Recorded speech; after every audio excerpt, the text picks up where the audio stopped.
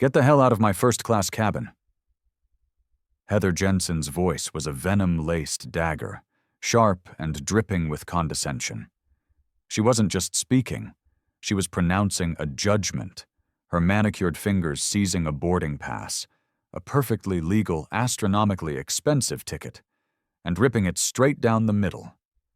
The clean, tearing sound sliced through the quiet, rarefied air of the cabin like a gunshot. Her eyes, cold and dismissive, were locked on a man in a simple, faded black t-shirt and worn-in jeans, a ghost at a banquet. She saw a mistake, a stray, someone who had wandered through the wrong door. She had no idea that in less than 30 minutes, the man she was trying to discard like trash would utterly dismantle her career, her pride, and her future in front of a stunned planeload of passengers, a mortified flight crew, and the unforgiving rolling cameras of a half-dozen social media accounts. This wasn't just a confrontation. This was the violent, public implosion of a corporate lie, the ugly truth that Ascend Air had been desperately trying to wallpaper over with luxury branding and slick ad campaigns. And the man in the black t-shirt? He wasn't just any passenger. He was Julian Vance, the reclusive billionaire CEO and majority owner of the very airline she had just spat on. He was the architect of its revival, and, as of this moment, the executioner of its rot. But before we dive into the raw, unfiltered chaos that erupted at Gate C-27 at JFK International on the evening of October 15th, you need to ask yourself a question. What would you do if you held the power to destroy someone who judged you without knowing a single thing about you?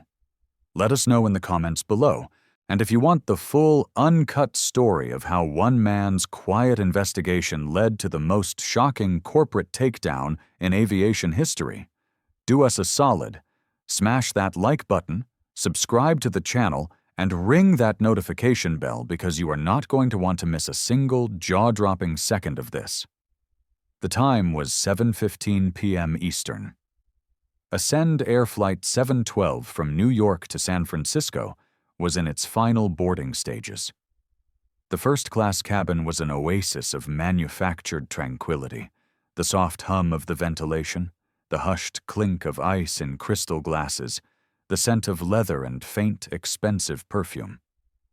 It was a bubble, hermetically sealed from the economy-class reality just a few dozen feet away. This was the stage, perfectly set for a drama of unchecked arrogance and its spectacular collision with silent, overwhelming power. That's when Julian Vance walked on board. He moved with a quiet economy of motion, his presence entirely unassuming. No entourage, no gold watch, no $1,000 suit. Just a man, a backpack slung over one shoulder, his expression calm, neutral, and utterly invisible to the gatekeepers of this plush sanctuary. He was a chameleon, and that was exactly the point. This wasn't a business trip. This was a hunt. For months, Julian's executive team had been swatting away a swarm of increasingly disturbing online complaints, burying them under boilerplate PR apologies.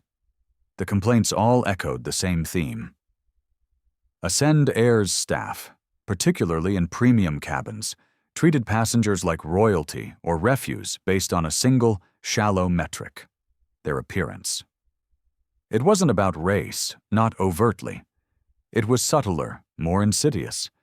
It was about the brand of your handbag, the cut of your suit, the perceived zip code in your accent.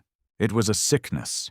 And Julian, who had built his empire from nothing, who remembered the sting of being judged for the worn collar on his only shirt, had decided to perform some live field surgery. So he stripped away every trapping of his wealth. He became a ghost of his former self, a man easily dismissed, a nobody. His ticket was for seat 3A, window, purchased with his personal credit card, booked under his own name, flagged in no special way. He approached the row and stopped. That's when Heather Jensen, 38, a senior flight attendant with 15 years of service and a reputation for icy efficiency, materialized before him. She didn't greet him. She didn't smile. She performed a visual frisk, her eyes sweeping over him from his scuffed sneakers to his generic t-shirt, and found him wanting. "I'm sorry, sir," she said, her voice dripping with artificial sweetness that couldn't hide the steel beneath. "Economy is in the rear of the aircraft. I think you've taken a wrong turn." Her tone implied he wasn't just in the wrong section, but in the wrong universe. Julian held up his phone, the boarding pass clear on the screen. 3A, he said, his voice even.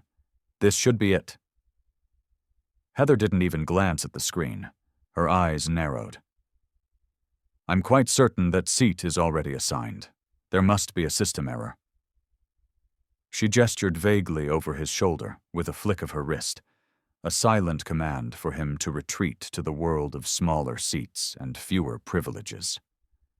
As if on cue, a second flight attendant, Kyle Morrow, younger, leaner, with a smug frat boy smirk permanently affixed to his face, glided up beside her.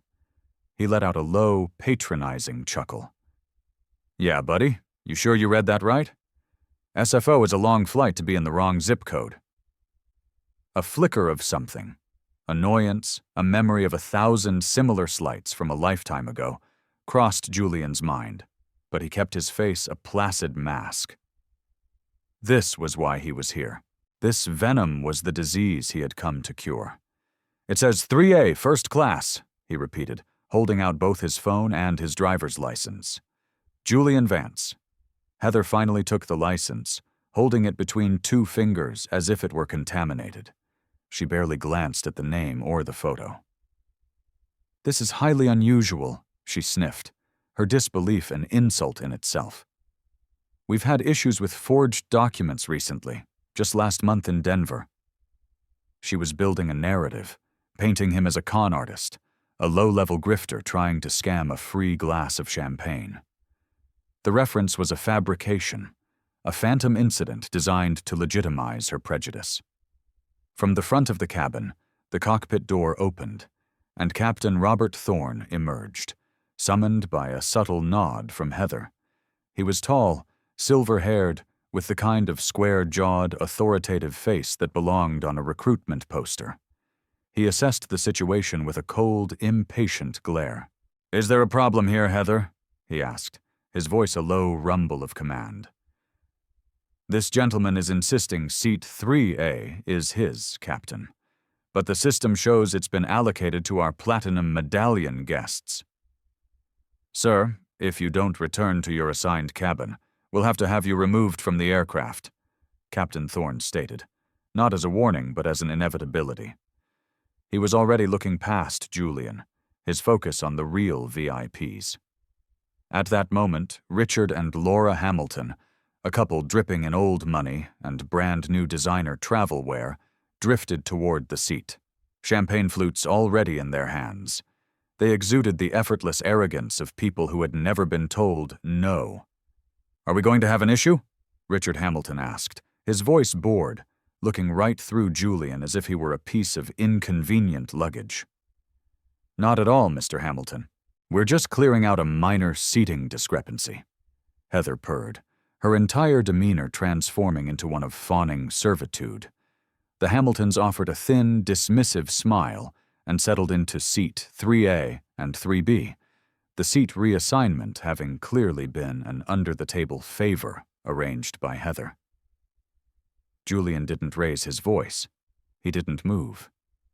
He simply stood in the aisle, a quiet, immovable object in the face of their casual cruelty. "I'm not going anywhere," he said, his voice soft but resonant. "This is my seat." This was the final straw for them. This was insubordination. "Ramirez!" Heather called out, her voice sharp. A uniformed airport security officer, a woman in her mid-30s with Ramirez on her name tag, stepped through the cabin door, her hand resting professionally on her utility belt. "Sir, you've been asked by the captain to vacate this area. This is your only warning. Either move to the back of the plane or I will escort you off." "Oit!" A few rows behind, in the final row of first class, Chloe Reed, a 22-year-old trainee on her very first transcontinental flight, watched with wide, horrified eyes. Everything in her training manual screamed that this was wrong. You verify the ticket. You check the manifest. You de-escalate. You don't humiliate. She took a tentative step forward. "Excuse me, Heather? I was at the gate when he scanned in. I saw it myself. The scanner lit up green. His ticket is legitimate." Heather whirled on her, her face a mask of fury. "You will stay out of this, trainee," she hissed, her voice a low threat. "You don't speak unless spoken to. Go back to the galley, now." Chloe flinched and stepped back, her face burning with humiliation. But as she retreated, a spark of defiance ignited within her. She subtly tapped her phone, hidden in her apron pocket. The audio recorder started, silent and unseen. The theater of this injustice was not going unnoticed. In row 4, Dr. Evelyn Reed, a sociology professor from Columbia University, looked on with a kind of clinical horror. This was a textbook example of social stratification in action.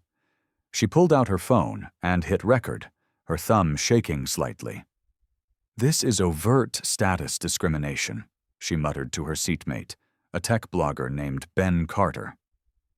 Ben, 42, from Miami, had already been filming for a full minute. "This is going to be epic," he whispered, a grim fascination in his eyes. "Ascend Air is about to become a case study in how not to handle customer service." He was already thinking in hashtags and headlines. Heather, now completely incensed by Julian's quiet defiance, snatched the phone from his hand. She looked at the boarding pass on the screen, scoffed, and then, in a final, irreversible act of arrogance, she did the unthinkable. With Julian's license still in her other hand, she grabbed the physical paper copy of his boarding pass from his jacket pocket, looked him dead in the eye, and tore it in two. "You can go to economy, or you can get off my plane," she snarled. Julian just blinked, a moment of profound, cold clarity washing over him. "Excuse me?" She turned to Officer Ramirez. "Get him out of here, he's trespassing." Without a word, Julian reached into his back pocket and pulled out a wallet. But it wasn't a regular wallet. From it, he produced a single card. It wasn't a credit card. It was a solid piece of matte black metal, his name and title engraved in minimalist silver lettering. Julian Vance, CEO. Heather actually laughed, a short, sharp, ugly sound. "Oh, that is rich.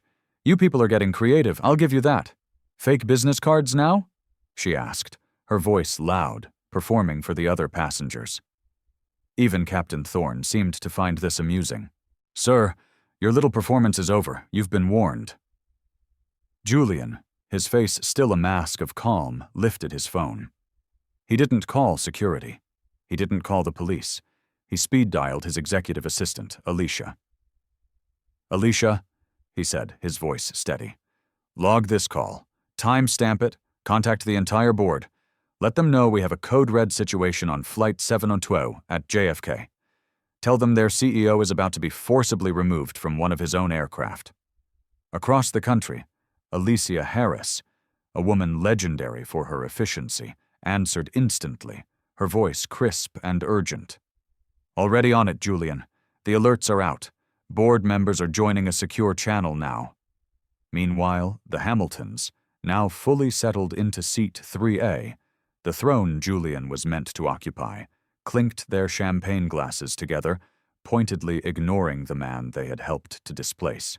This is so fundamentally wrong, Evelyn thought, as she uploaded her first 60-second clip to X, formerly Twitter, with the hashtag #NatuArchAscendAirShame. Within seconds, the view count began to tick upward, from tens to hundreds to thousands. Ben followed suit, posting his angle to TikTok and Instagram. "This is how Ascend Air treats its customers," his caption read. "They tear up your ticket and give your seat away if you don't look the part." Back in the galley, hidden from view, Chloe overheard Heather and Kyle debriefing. Can you believe the nerve of that guy? Kyle snickered, pouring himself a coffee, thinking his little fake CEO card would actually work. He probably printed that boarding pass in a library, Heather added, a smug curl to her lip. Not with those jeans, darling. First class has standards. Chloe, feeling sick to her stomach, pressed record again, capturing every word. This wasn't a mistake. This was malice. Back in the cabin, the standoff reached its apex. Captain Thorne took a step forward, his shadow falling over Julian. This is your last and final warning, sir. Julian finally rose to his feet, but not to leave. He stood to face them, to meet their empty authority with his silent, crushing weight. You are all making a catastrophic mistake, he said, his voice resonating through the silent cabin. You have no idea what you've just done. Heather rolled her eyes, her arrogance a shield against the creeping doubt. You're nobody. And nobody is going to economy. That way. She pointed down the aisle. From her seat, Dr. Reed stood up. He's a paying customer with a valid ticket. I saw it. Ben stood up beside her. You can't just steal someone's seat because of how they're dressed. This is illegal. A murmur of agreement began to spread. Passengers were no longer passive observers. They were becoming a jury. Officer Ramirez moved forward, her patience gone. Sir, let's go, now. Julian didn't flinch. He looked straight past her, his eyes locking onto Captain Thorne's. This act will be the end of your career. Thorne scoffed, a nervous tick in his jaw. Threat noted, duly ignored. From the galley, Chloe reappeared, her cheeks flushed, her decision made. Captain, she said, her voice shaking but clear, I really think you need to listen to him. I checked the digital manifest when I came on board. His name was there, Julian Vance, 3A. Thorne waved her away dismissively. Trainees do not interfere during a security escalation. Stand down. Heather, now fully invested in her lie, smirked at Julian. See? Your little scam is falling apart. Even your hired help knows you're lying. Evelyn raised her phone higher, the red recording light a tiny burning eye. The internet is watching you, she announced, her voice cutting through the tension. Her video had just passed 50,000 views. Comments were pouring in, a torrent of outrage and disbelief. From the back of the cabin, a passenger whispered, Wait, Vance? As in Julian Vance? The tech guy? Another voice replied, What tech guy? The one who bought Ascendair last year. The rumor began to snake through the cabin, a spark of recognition in the tinderbox of tension. Before the idea could fully ignite, Heather, sensing a shift, quickly turned to her company-issued tablet. With swift, furtive taps, she accessed the seating log, found Julian's name, and hit delete. There, she muttered to Kyle under her breath, thinking no one could hear. No record of any Vance ever booking 3A? Kyle chuckled nervously. Problem erased. But Chloe, standing by the curtain, had heard it all. Her fingers tightened around the phone in her pocket. It was all there. The conspiracy, the cover-up, the sheer naked prejudice. Julian, seeing the flicker of panic in Heather's eyes, the dawning horror on Kyle's face, the desperate bluster from the captain, sat back down. Not in defeat, in defiance. He was no longer just a man in a seat. He was a reckoning. You're not just ruining a passenger's day, he said, his voice now imbued with a chilling calm. You are actively destroying this company from the inside. Heather laughed, a hollow, brittle sound. It's not your company to destroy. Julian's jaw tightened. A faint, cold smile touched his lips. Want to bet? The camera in Ben's hand panned from Julian's face to Evelyn's, who whispered into her phone's microphone, a narrator for the unfolding disaster.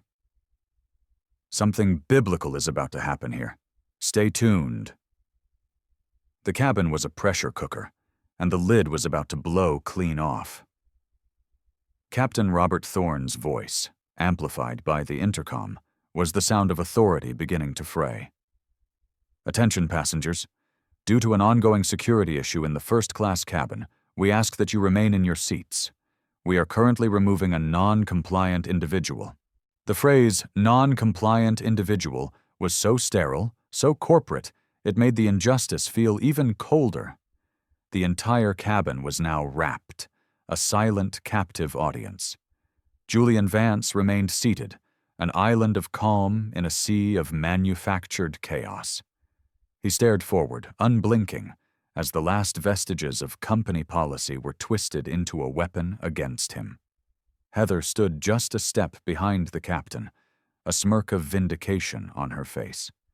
Kyle leaned against the galley wall, trying to project an air of nonchalant control, but a sheen of sweat on his forehead betrayed his nerves. "That's it then," Officer Ramirez said, her voice tight. She stepped forward, resolute. "We're doing this the hard way." She reached down, her hand about to close around Julian's forearm. "Sir, stand up. Now." Julian turned his head, a slow, deliberate motion. His voice was quiet, but it cut through the cabin's silence with surgical precision. "You put your hands on me, and the consequences will be addressed in a boardroom, not a precinct-holding cell." She paused. Her hand hovered in the air, a few inches from his arm. It wasn't that she believed him, not yet, but the sheer, unshakable certainty in his voice gave her a flicker of doubt, a primal sense of caution. She was a professional, trained to read threats, and this man felt less like a threat and more like a verdict. Across the aisle, Dr. Evelyn Reed's phone was still recording, a silent witness. "Do you see this?" she narrated in a low, urgent whisper for her online audience. "They are literally about to assault a man for possessing a valid ticket. This is the face of corporate prejudice in 2025. Her post, with the hashtag #ChortsakSascendAirShame, had exploded. It was now approaching 100,000 views, being shared, retweeted, and stitched by other creators at an exponential rate. Racism, classism, abuse of power. The comments were a firestorm. 2 rows back, Ben Carter's clip went even more viral, crossing the 200,000 view mark. He had added a text overlay. He showed them ID. He showed them a ticket. They tore it up because they didn't like his clothes. That's when Chloe Reed, the trainee, found her voice. The fear was still there, a knot in her stomach, but it was being eclipsed by a tide of pure, righteous indignation. She stepped boldly into the center of the aisle. "Captain, stop!" she pleaded, her voice ringing with newfound strength. "I have proof. His boarding pass was valid. He was scanned in. I have a recording of Heather saying she was deleting his name from the manifest just moments ago." Heather spun around, her face a storm of fury and panic. "Excuse me? That is a slanderous lie." Chloe held her ground. "You said it, right there in the galley. You and Kyle were laughing about his jeans and his fake CEO card. I recorded it." Captain Thorne's face, already tense, drained of all color. "You recorded members of your crew? That is a severe violation of company protocol." From his seat, Ben Carter shouted, "So is committing fraud and assaulting a passenger." The cabin erupted in a murmur of agreement. The dam of passenger silence had broken. "They're trying to gaslight him," someone yelled. "This is absolutely insane." Heather turned to Kyle, her voice now a frantic whisper. "We're losing them. We're losing control of the cabin." "This is your fault," Kyle hissed back, his loyalty evaporating in the heat of the moment. "You're the one who had to rip the ticket." Evelyn, sensing a critical shift, took a daring step into the aisle, her phone held high like a torch. "Don't you dare touch him," she commanded, her professor's voice accustomed to holding attention. "We are all witnesses. We have you on video lying, destroying his property, and conspiring to alter records. You won't be dragging him anywhere." A man in military fatigues stood up. "You do that, you'll be on every news channel by the time we land." A human barrier began to form. Passengers standing in the aisles, their phones out, creating a wall of silent, digital defiance. They blocked Ramirez and Thorne from getting any closer to Julian. He remained in his seat, the quiet epicenter of the storm, his own phone still held to his ear. "Alicia," he said, his voice perfectly level, audible only to him. "Inform James, Sarah, and David that the situation has critically escalated. It's time. I need them to hear what happens next." Alicia's voice came back, sharp and unwavering. "I've already patched them in. The entire board is listening live. Legal is on standby, reviewing the uploads in real time." Julian nodded once, a barely perceptible motion. His gaze met Officer Ramirez's. "If you remove me now, you will be removing your career along with me." Thorne, desperate to regain a shred of authority, stepped forward. "You cannot threaten my staff and airport security." "I'm not threatening anyone," Julian stated, his tone chillingly flat. "I'm speaking to them as the man who signs their paychecks." The statement hung in the air, heavy and unbelievable. Heather blinked rapidly. "What did you say?" Kyle's face was now a pasty gray. "You have to be kidding me." Ramirez lowered her hand completely, a wave of confusion and dread washing over her face. Julian said nothing more, letting the implication land with the force of a physical blow. To shatter the last remnants of their disbelief, Chloe, from her position in the aisle, hit play. The audio from her phone was shockingly clear. First, Heather's mocking voice. "Not in those jeans, darling." Then Kyle's laugh and the words "fake tickets." And finally, the damning clip, the smoking gun. Heather's low murmur to Kyle. "Delete it. A Vance doesn't belong in first class anyway." A collective gasp went through the cabin. Passengers who had been on the fence were now firmly on Julian's side. "That's it," Ben said loudly, filming Chloe's phone. "That is conspiracy and discrimination. All the proof anyone needs." Evelyn added, "They deliberately altered a company record to cover their tracks. This is a federal offense." Heather spun around, frantic, cornered. "She edited that. She must have spliced it together." But her accusations were drowned out by a growing tide of passenger outrage. Thorne, looking like a man watching his own ship sink, raised his voice, a last, desperate attempt. "Everyone, sit down now." But his authority was gone, a ghost in his own uniform. "No one is sitting, and no one is leaving," Evelyn declared, the impromptu spokesperson for the cabin's rebellion. Ramirez looked at Thorne, her professional composure finally cracking. "Captain, this situation is not proceeding as planned." "You think?" he snapped back, the venom in his voice now aimed at his own collapsing command. Heather was visibly trembling, sweating under the cabin lights. Okay, fine," she said, her voice high and strained, throwing her hands up in a gesture of surrender. Perhaps we misread the situation." At last, Julian Vance stood up, not to leave, but to finally pass his sentence. He faced them all, his accusers, his jury, and his saviors. "No," he said, his voice quiet but carrying the weight of absolute authority. "You didn't misread anything. You saw a black man in jeans and a t-shirt, and your tiny, prejudiced minds decided I didn't belong. You chose to ignore a valid ID. You chose to destroy a valid ticket. You chose to falsify a flight manifest. You laughed about it in the galley. You did all of it to maintain an illusion of exclusivity. But now, your illusion is shattered." He took a slow step forward. Nicole opened her mouth, but only a choked sound came out. On the other side of the cabin, a passenger, a distinguished-looking older gentleman who had remained silent until now, spoke up. "This happened to my daughter last year. Different airline, same playbook. They claimed it was policy." Murmurs of agreement rippled through the rows. This wasn't just an incident.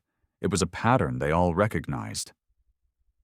Chloe, empowered, stepped up to stand beside Julian, a silent, powerful show of solidarity. Daniel raised his voice one last futile time. "This crew is professionally trained to follow strict FAA protocols and to profile passengers," Julian cut in sharply, "to make judgments based on clothing and skin color." Silence. Daniel had no answer. Julian nodded slowly. "That's what I thought." His phone buzzed once against his ear, a signal. "Alicia confirms they are ready." He looked at Heather, then at Kyle, then at Thorne, and finally at Ramirez. His voice dropped, and the entire cabin seemed to lean in to hear him. "You're all going to want to sit down, because you are about to become very, very unemployed." Captain Thorne's jaw tightened into a knot of defiance. He took one last, desperate gamble on the authority of his uniform. "Enough of this," he snarled, his eyes blazing with a mixture of fear and fury. "I am the captain of this aircraft. Remove him, now." Heather, choosing to double down on her catastrophic mistake, stormed forward. Kyle, looking pale and sick, reluctantly fell in behind her. Officer Ramirez took a deep, final breath and moved in, her hand once again hovering near Julian's shoulder. "Sir, the games are over," Ramirez said, her voice artificially loud, a poor mask for her own spiraling uncertainty. "You are coming with me." Julian Vance did not brace. He did not retreat. He simply glanced down at the screen of his phone, and, with a single deliberate tap, he ignited the fuse. "Alicia," he said, his voice as calm as a frozen lake. "They're making their final move. Confirm board status." The response was immediate, broadcast from his phone's speaker for the entire front cabin to hear, Alicia's voice a blade of crisp corporate steel. "The board is live. Chairman Thompson, Sarah Chen, and David Sterling are all on the secure channel. They have reviewed all passenger-submitted footage and the audio provided by trainee Chloe Reed. They are prepared to act on your authority." Julian nodded once, then looked up at Ramirez, his gaze piercing. "Don't," he said. It wasn't a threat. It was a statement of fact. You are one decision away from either spending the next week in retraining or the rest of your life looking for another job. Choose wisely. Ramirez's hand froze mid-air. Behind her, the human blockade of passengers stood firm. They were no longer just filming. They were a collective, a chorus of dissent. "You are not laying a hand on him," Evelyn declared, her voice ringing with academic authority. "You tore up his pass. You mocked him. And now you want to assault him? That's not security. That is thuggery." Ben Carter stood beside her. "We've got 2 million views combined. The whole world is your audience now, Captain Thorne. I hope you're proud of your performance." A passenger in row 5 shouted, "He paid for that damn seat! What is wrong with you people?" "Everybody just stay seated, or I'll have you all removed," Heather shrieked, her composure shattering into a million pieces. But no one moved. No one sat. If anything, more people stood, a silent, immovable testament to the power of a crowd that has chosen a side. Ramirez's voice dropped to a near-inaudible whisper, leaning toward Captain Thorne. "Sir, this feels wrong. This isn't right." "Just follow your orders," Thorne hissed back, but his own eyes darted around the cabin like a trapped animal. The power dynamic had not just shifted, it had inverted completely. From across the aisle, Chloe Reed, holding her phone like a shield, spoke up again, her voice clear and unwavering. "I heard them in the galley. Heather said, and I quote, 'We'll make it look like a manifest mix-up.' Kyle agreed." Heather whirled on her, her face blotchy and red. "You're just a trainee. You don't know the first thing about protocol." Chloe looked her straight in the eye. I know right from wrong, and this, she gestured to Julian, is wrong. Thorne opened his mouth to shout her down, but Evelyn's voice boomed over his. Be quiet, Captain. We've all heard your crew's conspiracy on tape. We've all seen your disgusting treatment of this man. Ben raised his phone. Ascend Air shame is the #1 trend in the United States. Congratulations. The captain's face finally crumbled, the mask of authority dissolving to reveal the desperate, cornered man beneath. Then, the final nail in the coffin. A second voice, calm and deeply authoritative, emerged from Julian's phone speaker. Captain Thorne, this is James Thompson, chairman of the board of Ascend Air. Stand down. That is a direct order. The cabin fell into a sudden, deathly silence. Alicia's voice followed immediately after.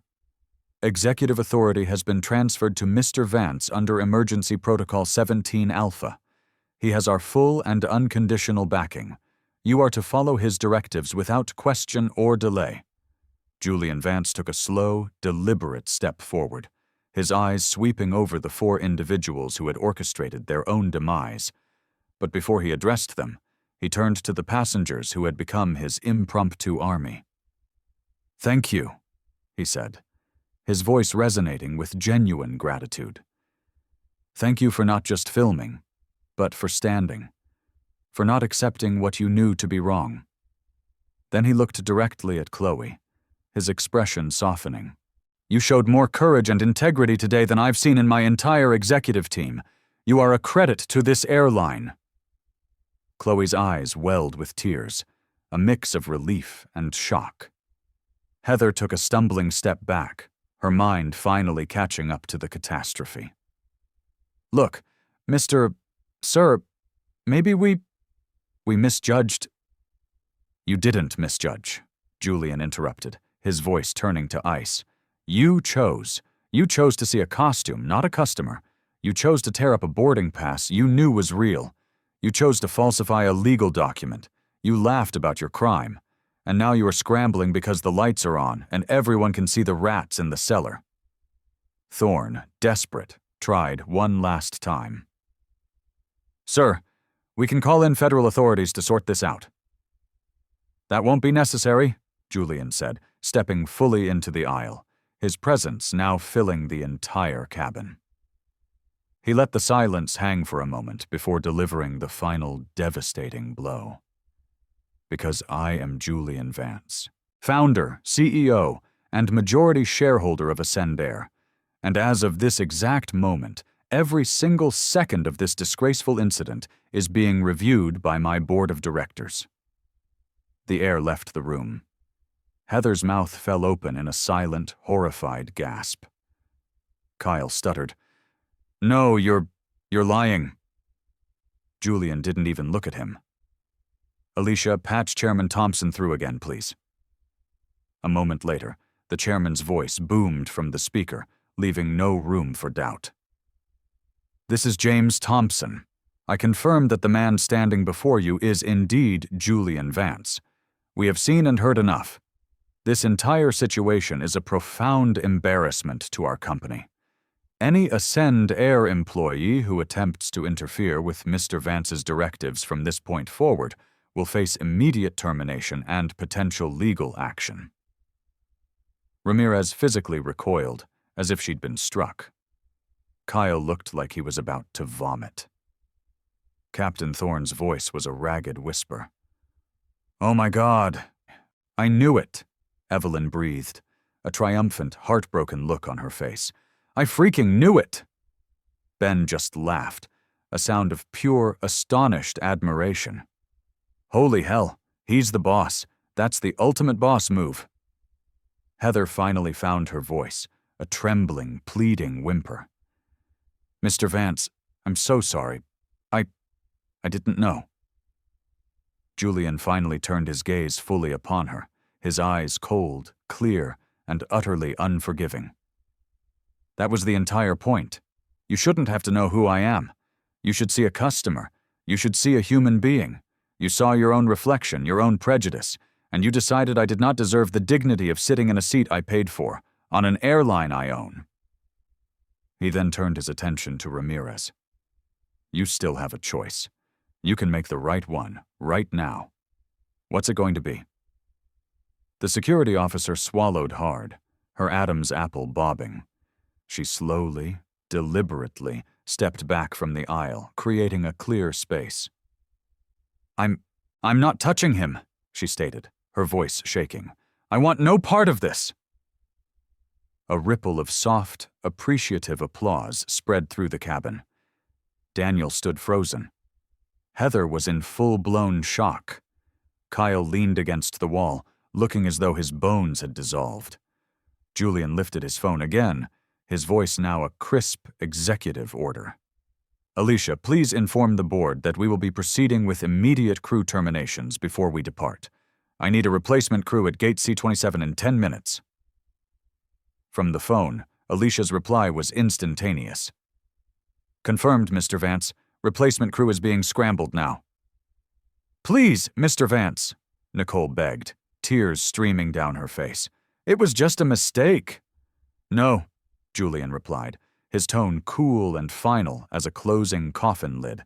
"A mistake is an accident. This was a pattern, and tonight that pattern is broken." The fight was over. The silence that followed wasn't empty. It was charged, heavy, and absolute. Now came the reckoning. Julian Vance stood in the aisle of Ascend Air Flight 712, no longer a victim, but the embodiment of judgment.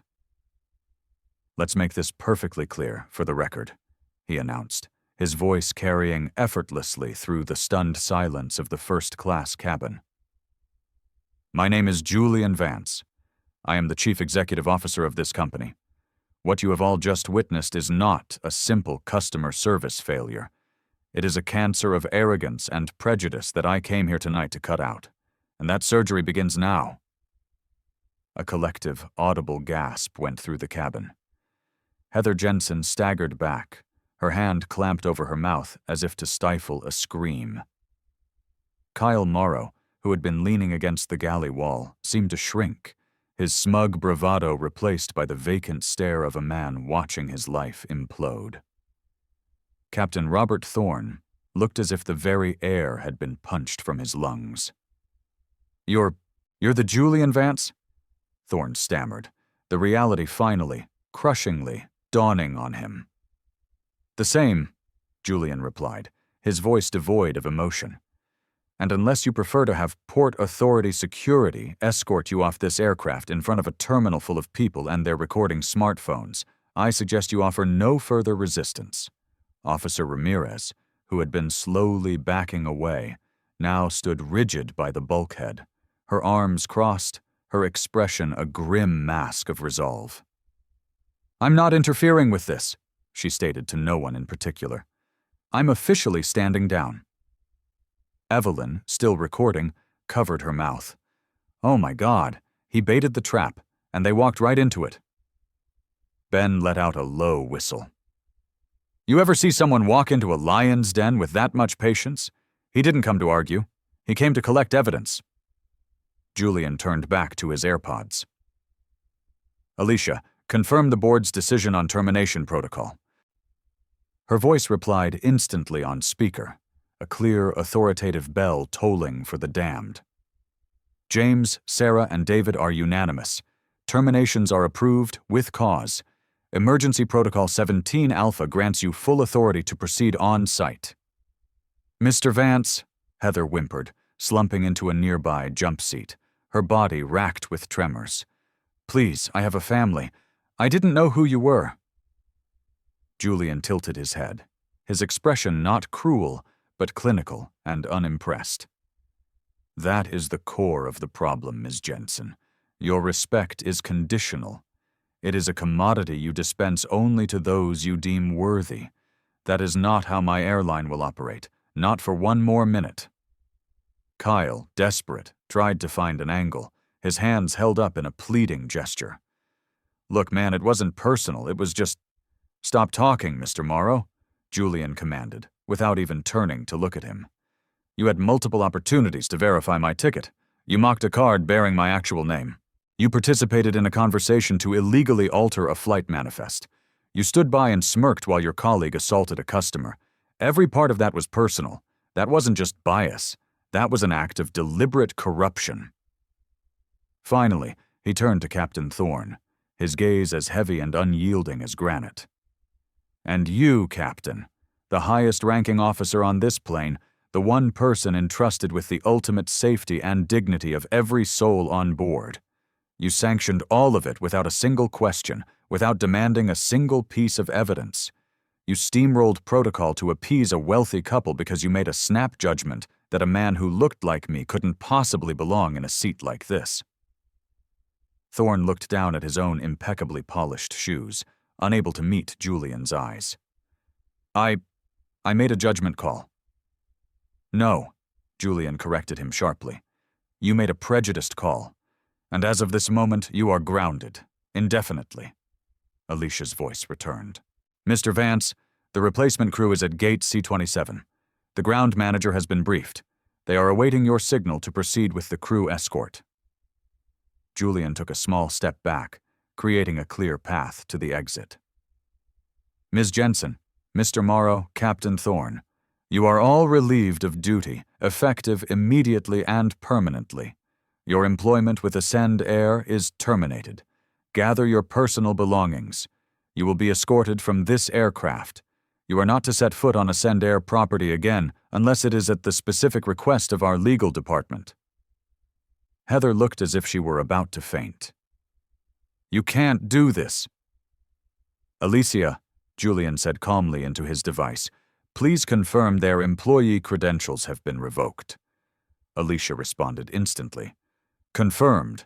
IDs flagged, system access denied, status terminated. Brian let out a sharp, ragged breath and muttered a single curse word. Daniel, pale but rigid, drew himself up with a shred of his former authority. My captain's log will reflect this entire incident. Don't worry, Julian replied. So will mine, and mine carries a little more weight. A few scattered claps broke the tension, then a few more, and soon a steady, heartfelt round of applause filled the cabin.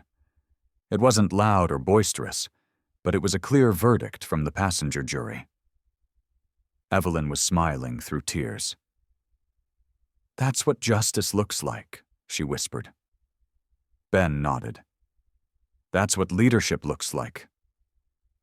As the three disgraced crew members began the slow, humiliating walk of shame down the aisle, escorted by two stern-faced gate managers who had just boarded, Julian turned to Officer Ramirez.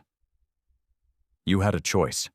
You hesitated, but in the end, you didn't cross the final line.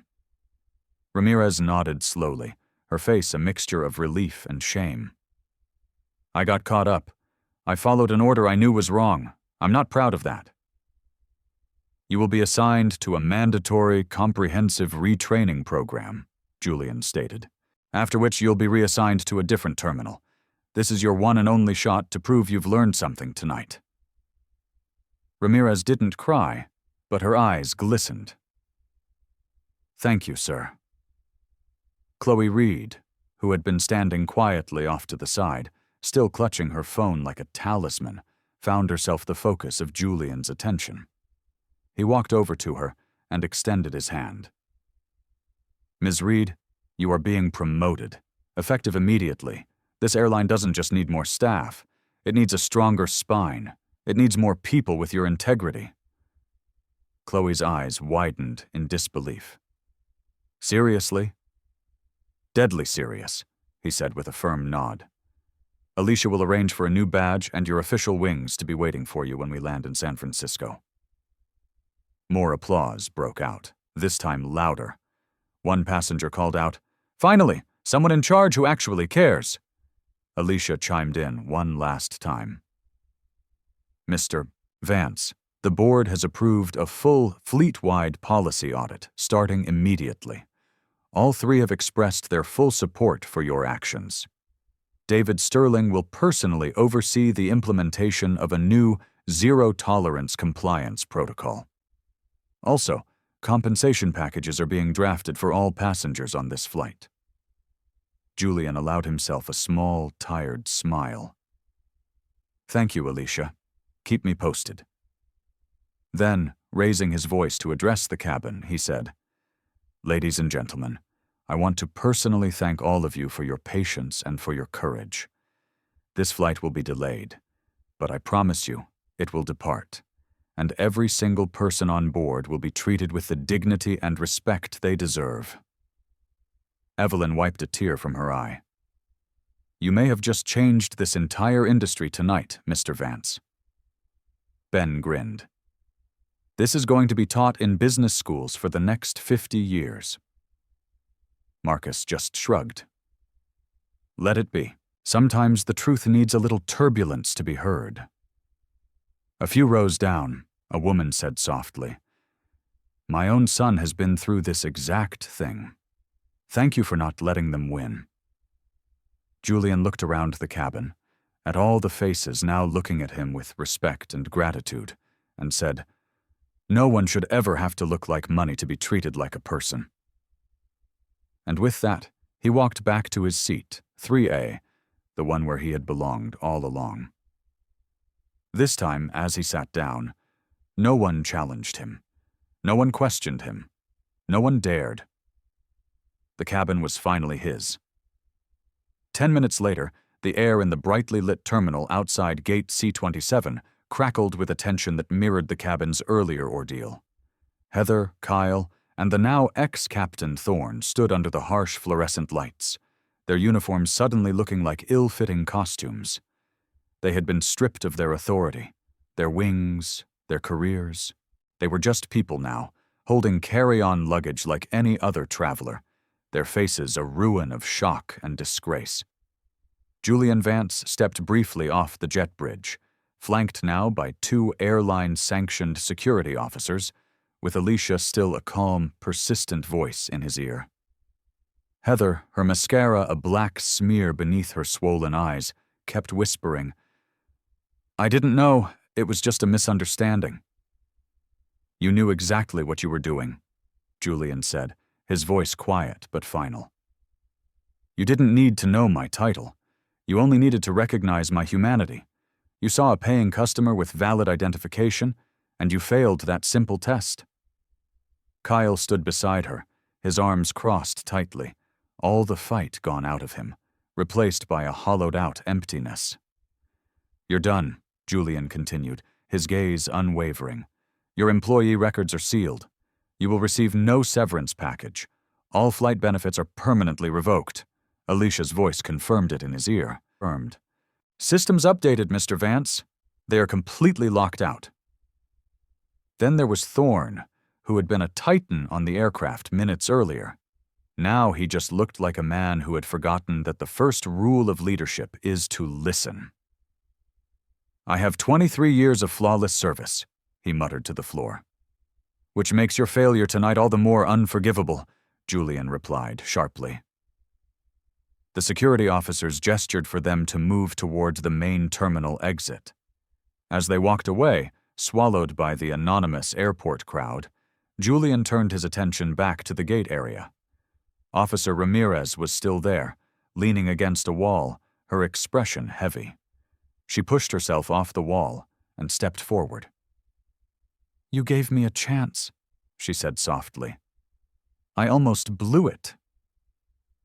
Julian just listened, letting her process the weight of her near miss. "I didn't drag him out," she continued, speaking as much to herself as to him. "But I didn't stop them either. I stood by, and that's going to haunt me for a long time." Julian gave a slight nod of understanding. "We've all been on the wrong side of a moral choice. The only thing that defines us is what we do after we realize it." Ramirez's posture straightened. "I'll do the work. I want to be better." "Your retraining starts next Monday," he said. "You'll report to the LAX base. Your first assignment will be to shadow Chloe Reed during her leadership training." Ramirez blinked, surprised. "Chloe?" A ghost of a smile touched Julian's lips. She just got her first promotion. Back at the jet bridge entrance, Chloe was the center of a small, celebratory huddle. The new flight crew congratulated her as the ground manager handed her a small box. Inside were a set of official, permanent wings. She stared at them, tears blurring her vision as if they might vanish if she looked away. Julian approached, holding out his hand. They told you to be quiet, but you chose to speak. They tried to intimidate you, but you trusted what you knew was right. That's not something we can teach, Ms. Reed. You either have it, or you don't. I couldn't just stand there and watch it happen, she stammered. And now you will be in a position to ensure it never happens again, Julian promised. Then Alicia's voice came through his earpiece again, urgent and sharp. Mr. Vance, we have something. Kyle Morrow just cracked in his exit interview. He admitted this has happened before. He says Heather and Captain Thorne have covered up at least 3 other, nearly identical incidents in the past year, all involving the alteration of flight manifests. Julian's jaw tightened. Where? 2 at LAX, 1 at Phoenix Sky Harbor, all first-class tickets held by minority passengers. Records were deliberately falsified to show them as no-shows or economy bookings after they were intimidated into moving. This is bigger than bias, Julian muttered under his breath. This is a criminal conspiracy. David Sterling has already ordered a full forensic audit of their entire flight history, effective immediately, Alicia continued. Sarah Chen is drafting a public statement admitting systemic failure. James Thompson is recommending we brief the Department of Justice first thing in the morning. Julian turned and looked out the massive terminal window, watching the endless ballet of planes on the tarmac. Each one was a vessel of trust, carrying hundreds of people who deserved to be treated with fairness and respect, regardless of their appearance. Then it's time to clean house, he said, his voice firm. From the very top down to the ground.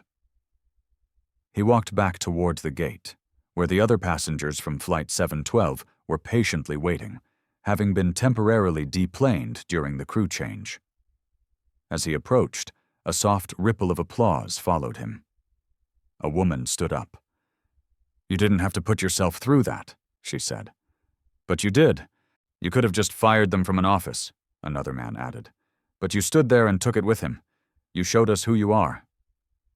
Julian offered a humble nod. Leadership isn't about sending memos. It's about showing up, especially when it's hard. Chloe was at his side now, her new wings pinned crookedly on her uniform. Ramirez watched from a distance, silently observing. The new crew is briefed and ready for boarding, Alicia reported. We can resume the flight in 15 minutes. Julian surveyed the waiting passengers. Alicia, ensure every single person on this flight receives a direct, written apology from my office, a full refund for their ticket, and lifetime platinum medallion status with Ascend Air. No exceptions. On it, Alicia replied. Already being processed. And for Chloe, I've already set up mentorship for her under our Chief Diversity and Inclusion Officer. You were right. She's going places. A small, genuine smile finally broke through Julian's stoic exterior. Good. And Ramirez, he added. She'll shadow Chloe. It's time she learned a lesson from the voice she tried to silence. Alicia chimed in one last time. Mr. Vance, your trending update. Ascend Air Shame has just crossed 75 million impressions. Every major news network is asking for a statement. Let them watch the videos, he said, turning to walk back onto the jet bridge. We're not going viral. We're going to get accountable. He stepped back onto the plane, ready not just to fly, but to change the very culture of the company he had built.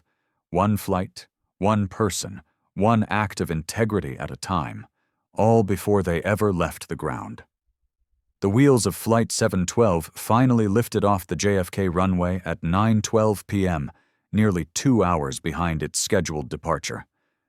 But inside the cabin, there was no frustration, no muttered complaints about the delay. Instead, a strange and profound sense of peace had settled over the 134 passengers. They knew they had been part of something far more significant than a mere disruption. They had witnessed a quiet revolution at 30,000 feet. Julian Vance sat in seat 3A, his presence now a quiet, comfortable authority.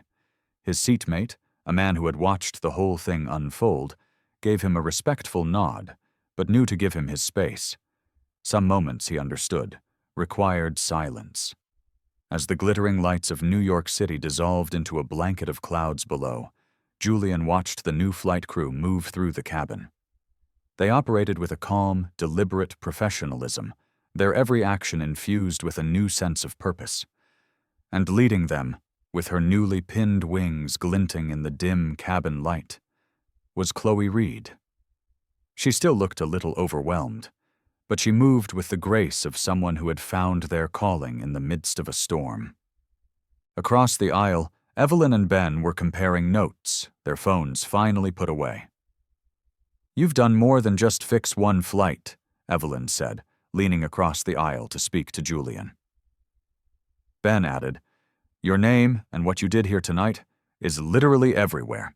That video has a life of its own now." Julian offered a faint smile. It had never been about fame or virality. It was about being seen, not as a billionaire CEO, but as a man who deserved respect. He stared out the window into the endless, dark expanse, his thoughts turning inward. He didn't think about the stock price or the media storm that awaited him. He thought about the small, beautiful miracle that had occurred in that cabin.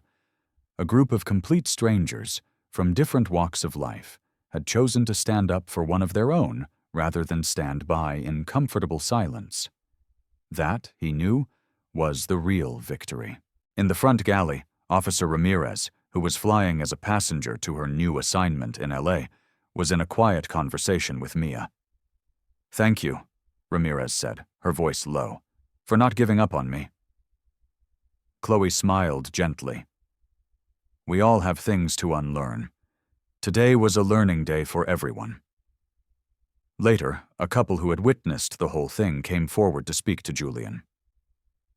"We just wanted to say thank you," the woman said, her voice thick with emotion. "Our nephew. He went through something almost identical last year. No one believed him. No one listened. You gave him a voice tonight." Julian nodded, humbled by her words. "Please tell him that things are starting to change." "Because of you?" the man asked. Julian shook his head slightly. "Because of people like you. People who finally decided that silence is no longer an option." A soft chime sounded overhead, and the new captain's voice came over the intercom, measured, calm, and deeply respectful. "Ladies and gentlemen, this is Captain Morales. We are now cruising at 32,000 feet. We want to thank you again for your incredible patience and understanding this evening. On behalf of this crew and all of Ascend Air, we value your trust, and we'd like to extend a special thanks to Mr. Vance for personally intervening to restore that trust." A wave of soft, genuine applause filled the cabin once more. It wasn't performative. It was real. Julian closed his eyes for a long moment, breathing out a sigh that felt like it carried the weight of years. This wasn't just about one flight.